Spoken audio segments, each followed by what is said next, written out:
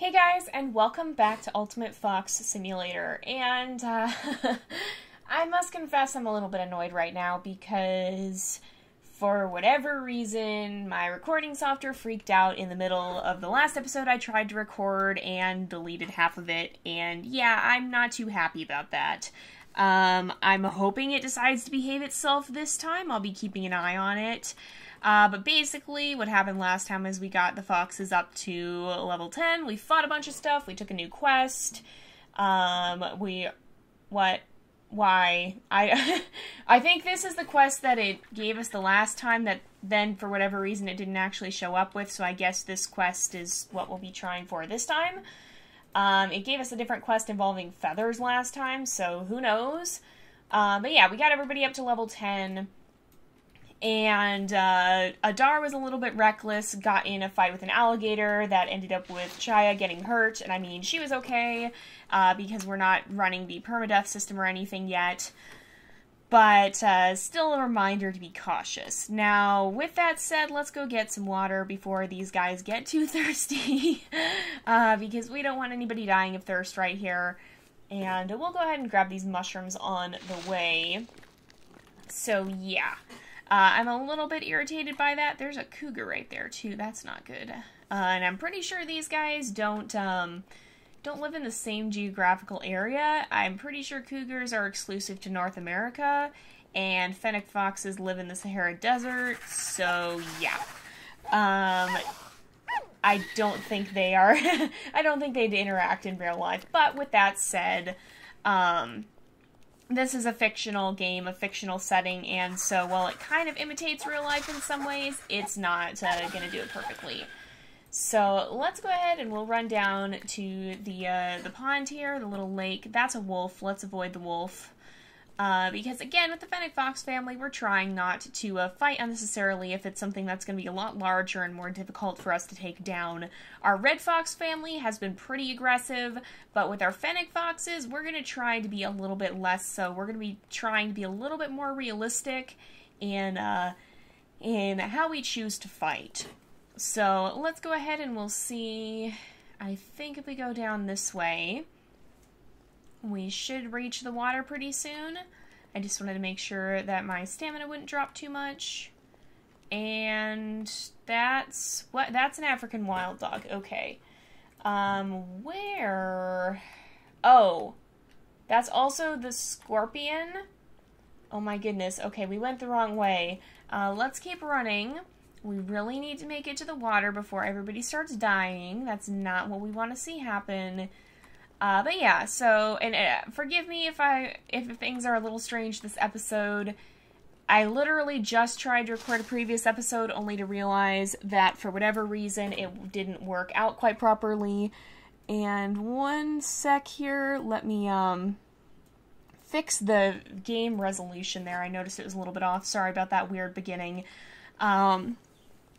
But, for whatever reason, it locked, or for whatever reason, I'm keeping a careful eye on for one thing, I'm keeping a careful eye on my recording software, because for whatever reason, it freaked out in the last, video, and stopped actually recording. Also, let's fight these guys.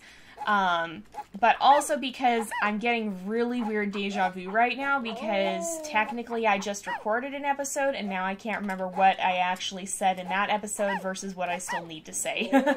So, and in that episode, of course, nothing actually, like, none of that recording is actually, like, it got messed up, so I can't actually, even if I said it already, I might have to say it again, so please pardon me if I'm getting a little bit of deja vu. And again, whenever it looks like we're eating a fox, we're not actually eating the fox, we just need the experience, and so we're taking whatever food the fox happened to be carrying on it, and eating that. Where is the water?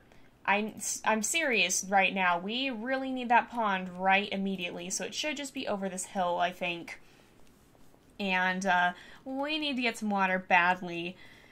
So, yeah, but we did have a discussion about whether or not Fennec foxes can be melanistic last time. I mean, not last episode, and the one that got deleted, and so I actually did take the liberty of looking that up before coming to record this episode, since I figured it would be nice to answer the question right away now that we had that chance. And I didn't see anything about melanistic fennec foxes. That's not to say it's completely impossible, because a lot of the time traits that can exist in a creature don't get displayed in the wild because it could be detrimental to a creature's survival. So, for example, a melanistic fennec fox, aka a black-colored fennec fox, or I guess, I'm pretty sure melanism is a little bit more than just having a creature with dark fur. But whether or not you would have a black or melanistic variant of the fennec fox, it would depend greatly on a lot of things, because in the wild, that would be a really bad trait to have, because for one thing, anything black or dark colored absorbs heat really, really well, and so having black fur would mean that you'd be more susceptible to overheating, and of course, when you're living in the Sahara Desert like the fennec foxes do, that's not something you want to be messing around with, and so a black-furred fennec fox would have a real struggle to survive for that purpose alone. But the second reason would be that if you look at the fennec foxes, and even in this environment, which is, again, not totally accurate, it's fairly simulated, and it's not necessarily, the Sahara Desert is a lot more barren, I believe. But you can see they're very brown colored, and because of that, they blend in pretty well with the environment. Is that a bobcat? That is a bobcat. We're going to leave that alone. Okay. But because of that, they blend in really well with their environment. For that same reason, a black fennec fox would really struggle to blend in, and it would be a lot harder for it to hunt and escape predators. So, there are a lot of reasons that it wouldn't be practical to have a black fennec fox in the wild in real life. With that said, that's not to say the trait doesn't exist. There are a lot of traits that an animal can carry recessively that you don't tend to see in the wild because it would tend to make animals die off. But even if they do carry it, they might still pass it on recessively in their genes or whatever. Now, I don't know enough about fox genetics to know what could cause a black fox to exist. I don't know if it's a dominant gene or a recessive gene or any of that, but let's just assume for the moment that it is a recessive gene. Well, you could have fennec foxes that carry it, and either it just gets passed on recessively, or the few instances where you do have an animal that has the proper genes to display it, the animal doesn't do well and just doesn't make it, or they're just so elusive in general that you don't even see them. So it's not necessarily impossible for there to be black fennec foxes, but it wouldn't be a trait that would be beneficial to survival in the wild, and it wouldn't be something you'd be likely to see frequently for that very reason. There's never been a documented case as far as I'm aware of it. Everything that I saw looked like it had been photoshopped. And so with that said, if we ever did see black fennec foxes, it would likely result from a domestic line being bred. And some people do keep fennec foxes as pets. Now, they're not really fully domesticated, not in the same way you see with dogs at the very least. But with that said, that's not to say that if we did start breeding fennec foxes as a domesticated line, that's not to say that we could never see that trait show up. It could be hidden in there and we just don't know it exists. There hasn't been, to the extent of my knowledge, a huge amount of research done into fox genetics, at least for the fennec fox. That's more been for the red fox. And so, with that said, it could be in there. We might not know about it, but we're unlikely to see it display in the wild. So at least that's what I found from so far. If any of you guys know differently, then by all means feel free to send me links. I always love to learn about this kind of stuff, and sometimes my own research doesn't yield the results that some of you guys might know about. And so it really just depends. If you guys do have more research or know of it. Whoa! Is that... Maybe this isn't a skunk. Maybe this is a honey badger. Honey badgers are notorious for being really, really cranky, and they're a lot like badgers here, hence the name. Yeah, I'm pretty sure that's a honey badger, not a skunk. Okay. I don't think a fennec fox would really end up having such an easy time taking them out, because I'm pretty sure they're really tough. But again, that wasn't a fight we went into intentionally. That was one that we defended ourselves against an attack, so that's okay. We'll head this way and see if we can gather up these other mushrooms, though. But yeah, by all means for this, if you guys hear me say something in a video and you have research on that topic, then by all means send it to me. I'm always trying to learn more, just as much as I'm trying to teach you guys about what I know. And so if there's research out there that I'm not aware of, then I would definitely love to see it and to learn more about these amazing creatures. So let's go ahead and we should be able to eat. There we go. And I think, let's check our map again. We should be pretty good. Oh yeah, and we should actually have the ability to, we can upgrade this. So that's good. This is going to be important, being able to heal the entire pack. And we should be able to now get the Mark of the Cheetah as well, which is really, really good. Now, let's see about Adar as well, because he also got up to level 10. So we don't have any points here. Don't have any points here, but we should also, yeah, we have Mark of the Cheetah. Okay, that's good. And we do have 1 point here, so I'm going to give him the healing as well. So let's switch back to Chaya for now and just see, okay, which direction were we heading? We need to go this way. And let's stop and eat these mushrooms too. On the way to golden mushrooms, we must stop and grab the regular mushrooms as well. All right. Now, I think that's the quicksand right there. That's what we need to be cautious of. Please don't tell me it spawned in the middle of the quicksand. I will not be very happy if that's the case, but I don't think it did. Oh, nope, it's right there. I see it. I see it, and I also see, I think that's probably a thorny devil running by, a type of lizard. And so we should be able to take these guys out too, get a little bit of a snack. It looks like that's an eagle over there. I'm also not sure we really have bald eagles in the desert, certainly not in the Sahara Desert. They are a pretty American creature, but I'm not sure. I think there are golden eagles in some parts of the desert, but I don't know about the Sahara specifically. Or golden eagles are some type of eagle,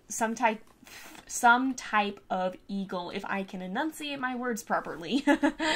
I'm pretty sure there are some kinds that live in the desert, but I'm not actually really that versed in, I'm not well versed in African wildlife. I'm a lot better at, I would say my specialty is the wildlife of North America's forests and basically the timberland. So like, most of my research into animals, I've always loved animals, but my interest in wild animals really started when I started playing Wolf Quest. And so I basically learned about wolves and then the animals that connected from them to them and expanded out from there. So like from wolves to cougars or to various other creatures, like to coyotes or to deer or whatnot. And so Fennec foxes are pretty far removed from the gray wolf in the fact that they don't really even share the same continent. Now there are wolves. Okay, what is this? This is a type of, oh no, that's a thorny devil again. Okay. There are wolves that live in Africa to Asia to the Middle Eastern area. There are Arabian wolves and African golden wolves, and they do think those are related to the gray wolf. But again, they're fairly distinct in that they live in a completely different ecosystem. So I'm not quite as well versed in the animals of Africa, of the desert, of the savannah, and whatnot. So I'm definitely still trying to learn quite a lot about them, and that's the really cool thing about animals and about nature and just about life. Really, is there's always more to learn. You never really stop learning, and it's always good to research for yourself and find out as much as you it's always good to research for yourself and to not just listen necessarily to what someone else is telling you. Go do the research. That's another honey badger. I keep thinking these guys are skunks. Oh my goodness.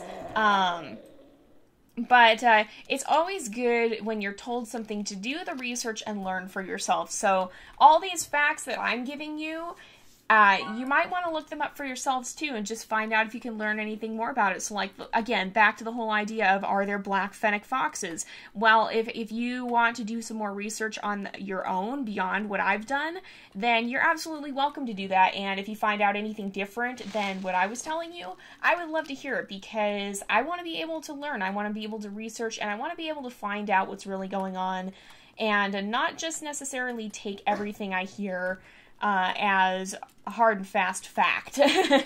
That's a really important thing in life, is to be able to think for yourselves and to learn for yourselves. So even if you hear something in school, don't just necessarily assume that it's accurate. It's good to be able to research and learn for yourself, because everyone is going to have views, everyone's going to have bias, everyone's going to have things that they know better than others. Some people will be more versed in one area where others might be better in another area. Sometimes people don't even really know what they're talking about, but they act like they do, and hopefully for the most part that wouldn't happen in a school, but it could. And so it's always good, if you're curious about something, to not just take what you're told, but to go beyond and continue learning, to research for yourself and to find out more.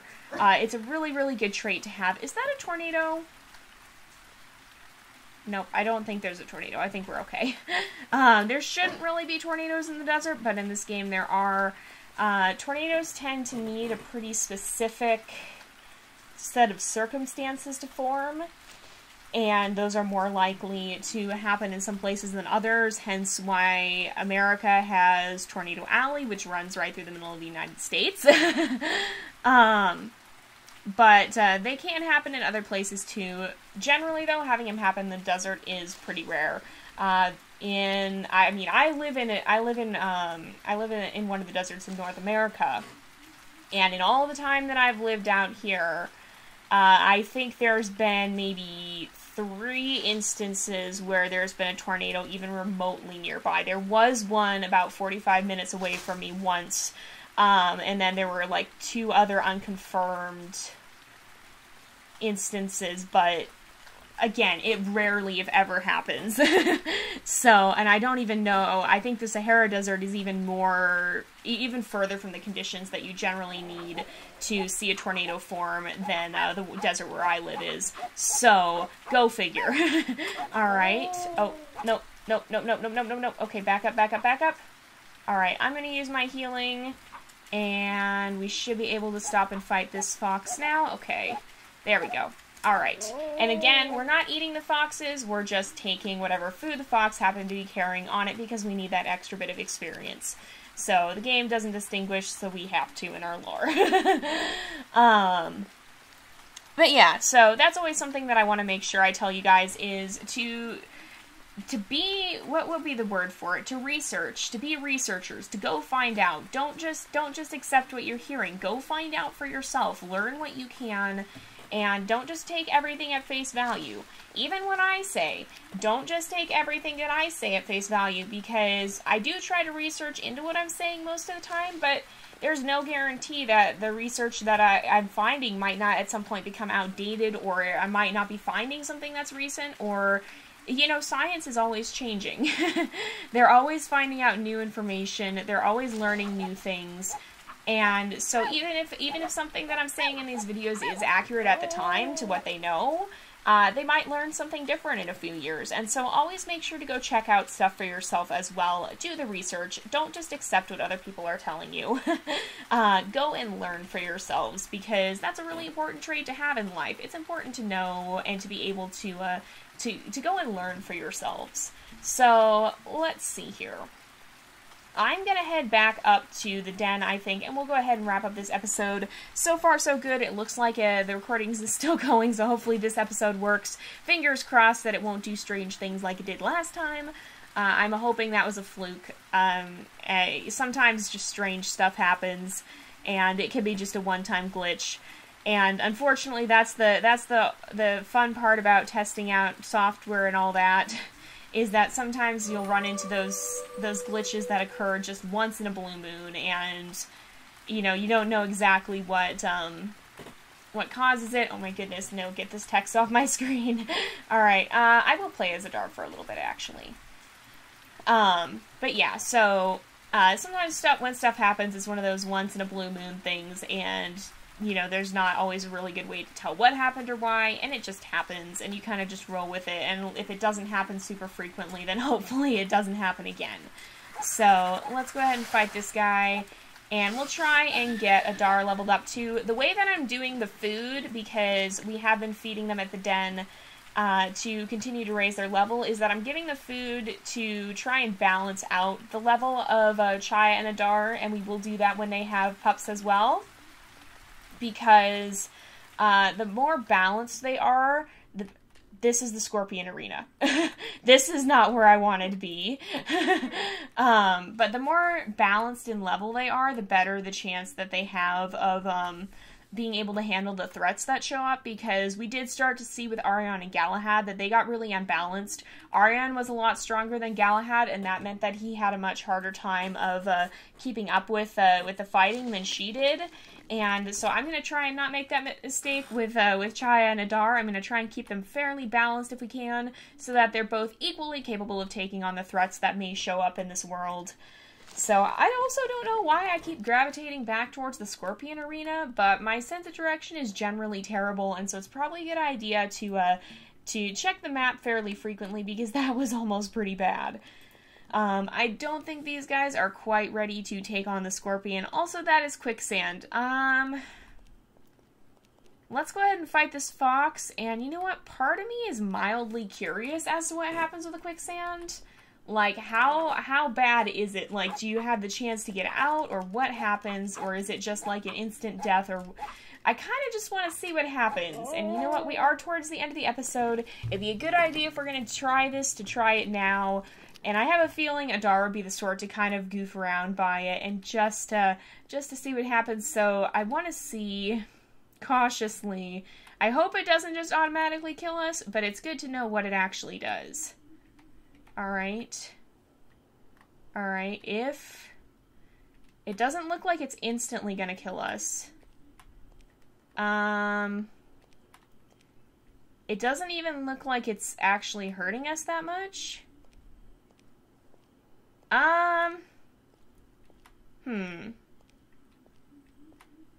My conclusion is that if you just stay towards the edge of it, it's probably not going to do that much to hurt you. Hopefully Chaya is not following us straight through the middle of it. Nope, she's following us around the edge. We're good. Okay, so yeah, my conclusion is that it's not excessively dangerous if you keep your distance and don't walk into the middle of it. We should be fine, I think. So, good to know, though. Good to know for safety purposes. We'll leave it alone from now on. I assume it's quicksand. I mean, it looks like quicksand. Oh, there's the scorpion. Thankfully, not a big scorpion, but a little scorpion. And another little scorpion. That's still not doing all that much damage. Okay, let's... maybe you should heal up. Well, at this point, I don't know if it's really worth healing up Chaya, because I think she'll respawn with... Or I think whenever you have full health, or whenever you restart the game, I'm pretty sure you spawn in with full health. I don't think it tracks all of that. And if not, we can always have her run her healing ability then. So I don't think we need to worry too much. Let's just take a quick sweep of the area, make sure we're safe. Looks like we're good. And we'll head back down into the den here. So it looks like we got 6 of this meat, 7 of that, and 11 of that. I think it might depend on how much you kill. So if we use these, we actually get about 100 experience. So it's good to do that. Let's see how much. So Chaya is also at level 11. Adar is a lot lower level, so I'll probably end up giving this to him. But we're going to go ahead and end off this episode here for today, I think, because it is about that time again. Hopefully this time it'll actually save, and I'll actually be able to show you this episode without it glitching itself out and destroying everything and messing up and causing general catastrophe. But yeah, so hopefully this episode will actually work. I mean, I guess if you've seen it up until this point, then it has. But yeah, so we'll go ahead and end off this episode here for today. So thank you guys so much for watching. I hope you've enjoyed the episode. Don't forget to like and subscribe, and I will see you guys next time. But until then, this is Jay. Over and out.